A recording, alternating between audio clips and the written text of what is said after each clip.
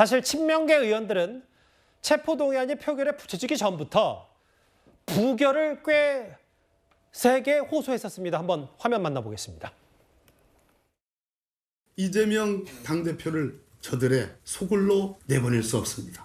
저는 그런 결론에 이르렀습니다. 간밤 깊은 고민 끝에 절대로 이재명을 저들의 아가리에 내줄 수 없다라는 반드시 부결을 시켜야 된다고 생각합니다. 한 표의 이탈도 없이 똘똘 뭉쳐서 부결을 시켜야 된다고 생각하고요. 저는 가결시켰을 때가 부결시켰을 때보다 그 후폭풍이 그 어려움이 한 100배는 더 클 거라고 생각합니다.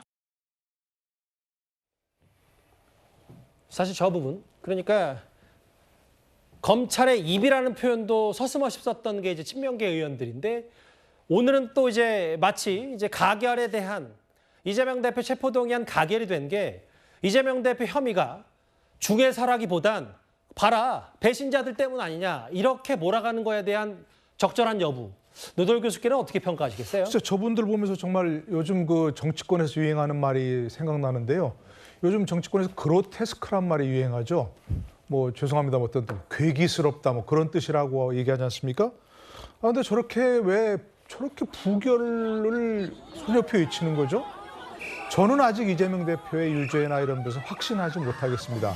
뭐 헌법상 뭐 원칙을 얘기하는 게 아니고요. 예.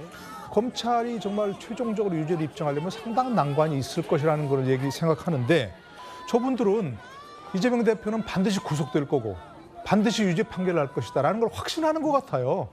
그러니까 저렇게 저렇게 부결을 소리 높여 외치고 뭐 검찰에 무슨 아가리에 보낼 수 없다고 얘기하는 거 그런 거 아니겠습니까? 예. 스스로 자충수라고 생각이 되고요. 그리고 오늘 투표에 대해서도 뭐 스스로 뭐 밝혀라고 얘기하는 것은 무기명 비밀 투표라는 것이 보장하는 양심의 자유를 스스로 포기하는 거예요. 부끄러운 줄 알아야 되는데 부끄러운 줄 모르는 그런 것 같습니다. 그리고 저분들 보면서 참 민주당에 대해서 너무나 좀 안타까운 부분 중에 하나가 민주당 정말 우리 민주화 투쟁 과정에서 민주화 과정에서 굉장히 중요한 역할을 하는 그런 중요한 정당 아닙니까?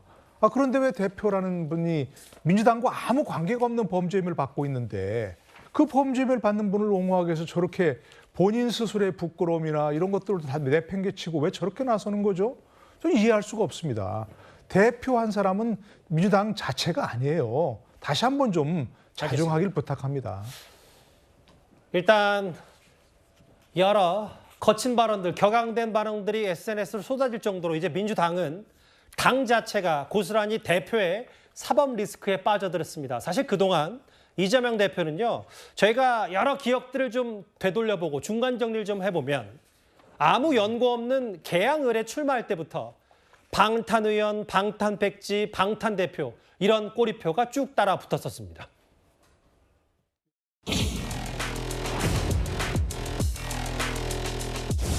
저의 모든 것을 던져서 인천부터 승리하고 전국 과반 승리를 반드시 이끌겠습니다. 인천 계양을 출마 선언은 한마디로 검찰 수사로부터의 도망입니다. 스스로 방탄조끼를 입고 스스로 불체포 특권을 누리기 위해서 검수완박이란 전 세계에 유례 없는 악법을 밀어붙였다.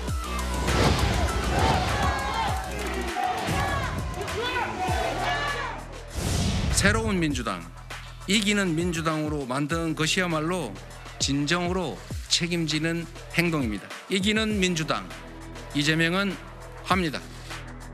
민주당 텃밭인 인천 계양을로 도망가 얻은 방탄 배지. 이제는 국회 다수당의 당대표에 출마해 방탄 갑옷으로 단단히 갖추겠다는 심산이 드러나고 있습니다.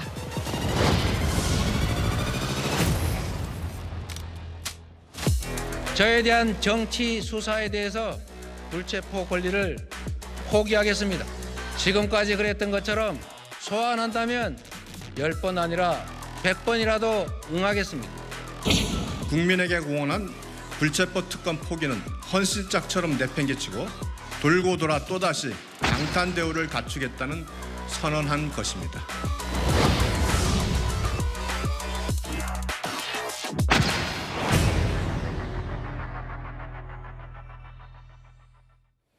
결국 지금 민주당 의원 몇몇은 비명계, 그러니까 이른바 개딸들이 수박으로 불리는 반명 비명계를 겨냥하고 있지만 사실 이 모든 거의 자초는 다름 아닌 이재명 대표 아니냐, 이런 여러 해석들도 바로 나올 수밖에 없을 것 같아요. 그렇습니다. 이 대선에 패배한 후보가 바로 보궐선거에 뛰어들어서 국회의원이 되는 이런 생경한 모습을 연출할 때부터 이건 방탄 출마다라는 얘기가 있었습니다. 그 이후에 당대표가 되고 실제로 개딸을 홍위병으로 내세우고 모든 사안마다 방탄을 위한 행동을 서슴지 않았었죠.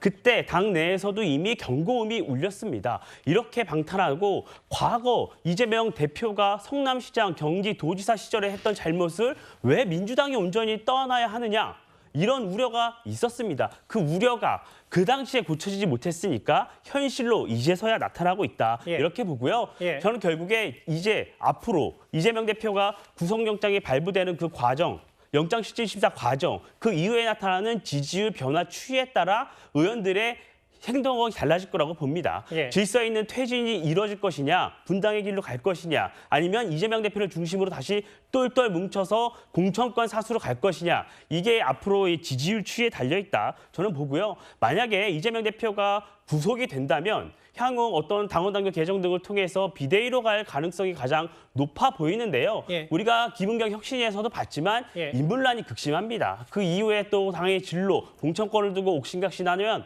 또 한 번 민주당은 역풍이 불 수밖에 없습니다. 민주당, 이재명의 강을 건너느냐 마느냐, 이것이 총선의 가장 큰 과제다. 이렇게 말씀드리겠습니다. 조금 전에 이소영 원내대변인의 반응이 나왔습니다. 짧게 듣고 오겠습니다.